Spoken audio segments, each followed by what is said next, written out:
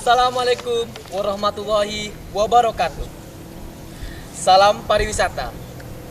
Perkenalkan, nama saya Muhammad Bustomi. Saya Duta Wisata dari SMA 2 Bangkalan.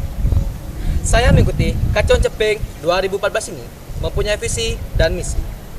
Visi saya, tanggap, peduli, kreatif dalam pengembangan potensi Kabupaten Bangkalan. Dan misi saya, mengunggah dan memotivasi remaja akan bangga potensi yang ada di Kota Bangkalan. Sitong Pantung, KB Pengkalan. Neku sape nang Kabupaten Pengkalan. Gegerima sape si paling hebat. Ngereng, Rabu de Kota Pengkalan, Lakara Momon, Bupati paling hebat.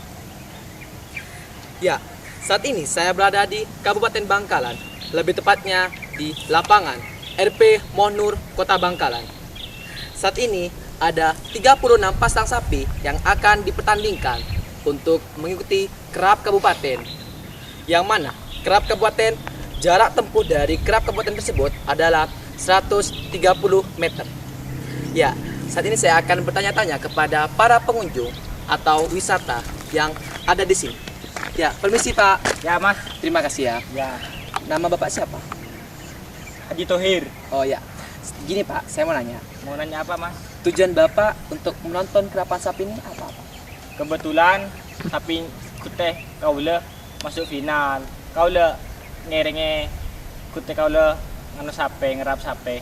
Oh ya, ini lagi Pak.